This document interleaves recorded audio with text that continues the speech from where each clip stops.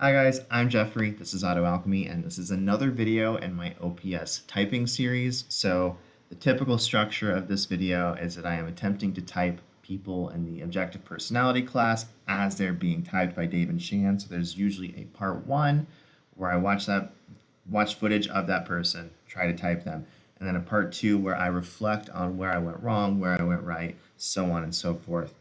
This video is going to be a little different because this week I have just been inundated with things to do for grad school. It's a pretty labor intensive week, but I still want to maintain my consistency and do this. And then also I'm typing for an OPS typing tournament on Facebook, so I gotta at least get some kind of guess in. So in any case, I was not able to film myself typing her. Instead, I kind of watched some videos casually while doing other work, and then narrowed down on a guess.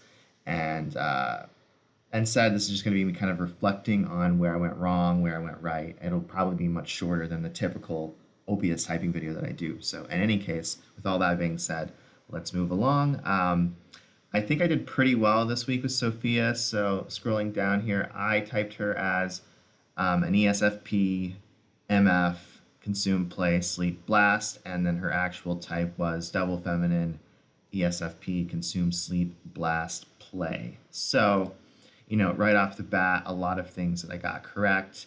Other pieces that kind of got shuffled just a little bit.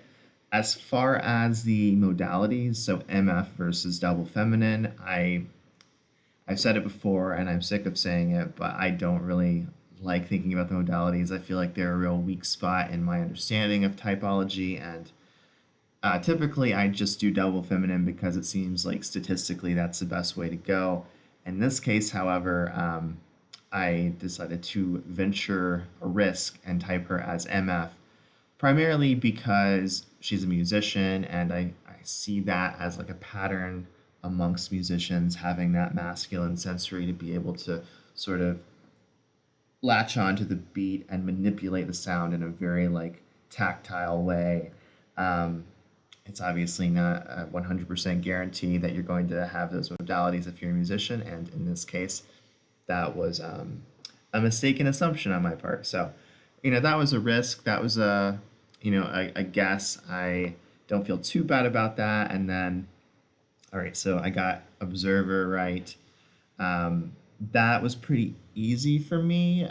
I think that, watching clips of Sophia, what I saw was a lot of, you know, processing of the pathway, like how she has made it to where she is in life. And I'm going to butcher details if I try to share them, but, she's somebody who has apparently wanted to be on this particular path for a long time. And she was talking about the different, like, this moment changed everything, a moment that changed everything, a moment that changed everything, just processing that, like, shift in the trajectory, that broadening of perspective that comes when you like enter a new chapter or when an old chapter gets disrupted. And that's contrasted with moments of double deciding, moments of oh yes, blah blah blah, something about me, and also something about my mom and something about my friends, right? I saw balance there as far as like involving other people in the conversation, not solely existing in the solipsistic little bubble. And then, that's one side of double deciding, right? Being able to see the DI versus the DE and some relative balance and ease of mobility between those two perspectives. The other thing that I saw that I think is a major point towards double deciding is also a balance between talking about thinking and feeling, separate from those human needs, right? So with thinking and feeling, she might be talking about working on a particular song or working on one of her movies. She does it all, folks. And, she'll say, like, this part was really challenging, but I figured it out. And also, it just meant so much to me. And I was trying to capture the emotion. So that was sort of kind of at the forefront of her psyche as being a place of balance and relative ease of mobility. I think that's what I said before. I'm so sorry to repeat myself. I like synonyms, I like switching it up. I'm a little foggy in the head this morning. So yeah, just being able to say like this part was challenging to execute. It was tricky, but we figured it out. That's thinking language. And then at the same time, and the song captured this emotion that I had been sitting with for years, for months, whatever the case may be. So all of that to say, I felt pretty confident that I was seeing um, that she was an observer, therefore a double decider. Um, as far as OE, I kind of just ran with this idea that she wasn't that much like Tim Allen or Larry David or some of the blast sleep people that I've been sort of chewing on and ruminating over the last little bit. So I wouldn't say that I saw. I mean, she was able to like channel change, and there was always another like self story that she was pulling out, especially when she was kind of at ease and in the appropriate interview setting, right? So I did see a lot of that. I saw that she wasn't so like fixated on like let me get back to my point. Let me get back to my point. I don't want to play the bouncy game. So she was able to channel change. Um, Additionally, I saw a lot of DI, a sort of I would almost say an overabundance of that self significance and compliments being given to her, and she's just very at ease with like, oh, thank you, like almost like there's this underlying sense of yes, like I'm entitled to this compliment, I deserve this compliment, I've worked hard for this compliment, and I'm not denying any of those things. I'm just saying that that's a place where her psyche is at ease. She is able to receive those compliments relatively well. And maybe once or twice there was like a little bit of a deflection, but it was almost like a polite deflection of like, okay, like I've gone too far. Maybe I should also rope one of those other people into the story. So I saw some DI. As I mentioned before, I I saw the double deciding, so I did see her bringing the tribe in, talking about my mom, my sister, etc. Um, but she would kind of like, I guess, light up or peacock in a weird way, where she would like say something about how amazing that person was, and it made you really get the sense that what I'm trying to say is that it would have been easy to assume that she was Savior DE. But it was also, there was weird energy around it, and she, even when she would do that and say, "Oh, my sister's so phenomenal," you didn't really walk away from much of an understanding of what her sister was like. So that kind of taps into this idea of having a very low resolution picture of the tribe. There just wasn't a lot of detail there. Even though she's bringing other people in, you still don't know who they are. It's kind of fuzzy. So, all in all, those first pieces of her type were kind of easy for me to lock onto. Another thing that I'll say, as far as Savior FI, it seemed that like, uh, she would talk about things like in terms of challenge, in terms of skill, in terms of technique, how easy was it to pull off all very thinkerly kinds of ways of conceptualizing.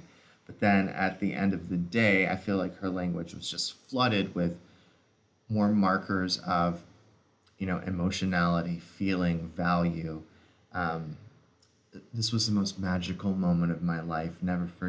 I'll never forget it, and everything was so beautiful, and it touched my soul and heart. She's saying all those things, and it's a very like authentic form of communication for her.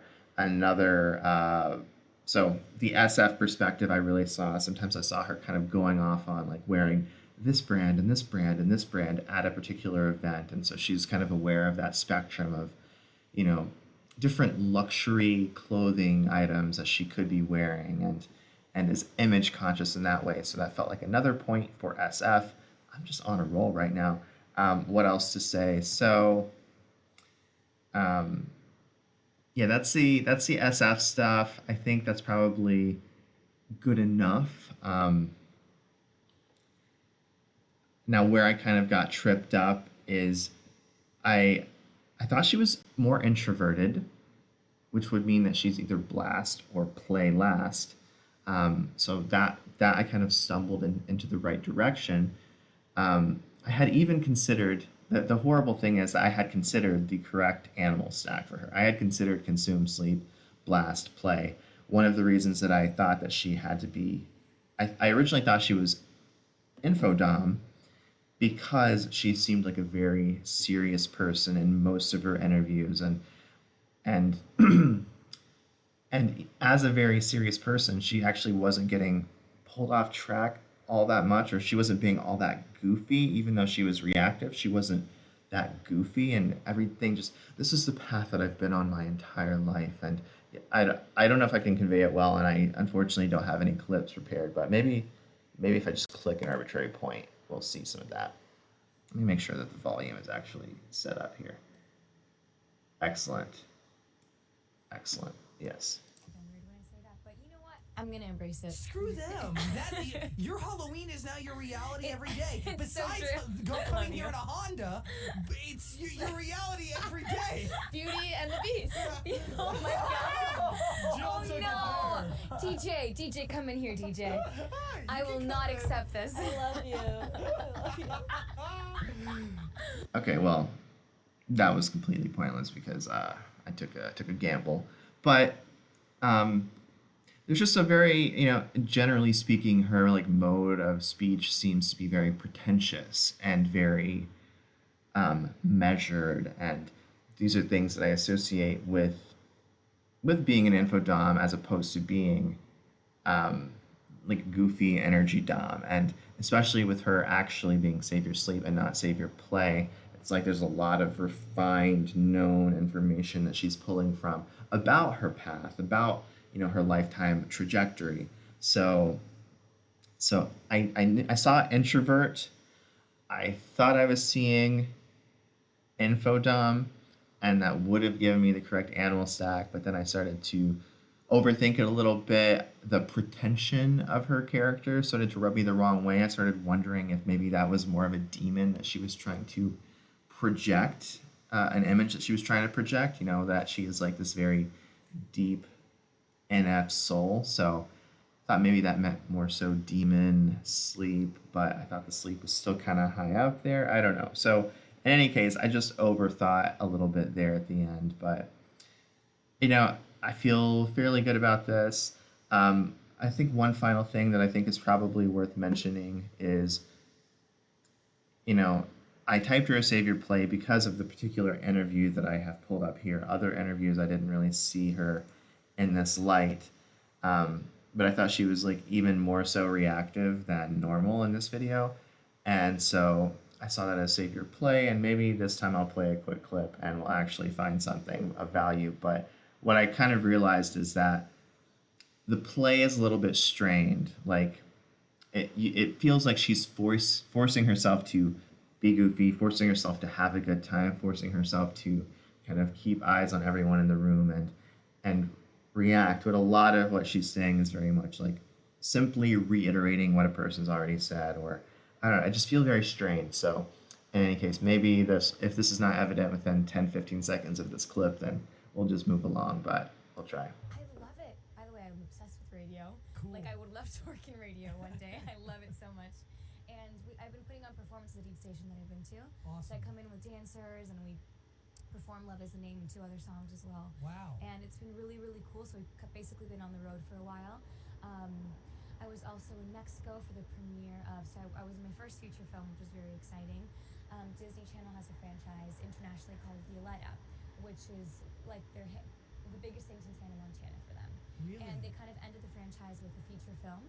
Okay. And I had a cameo. I was like the bad Hollywood actress who comes in between the beloved couple, which was really cool to play the bad girl. Cool. So I was in Mexico for the premiere So of that's that. international Disney Channel. International, yeah. So That's everywhere not but here the at home. States, exactly. Wow. Yeah, but it was such a cool experience, and to see myself in the big screen was pretty surreal. I mean, how cool, like...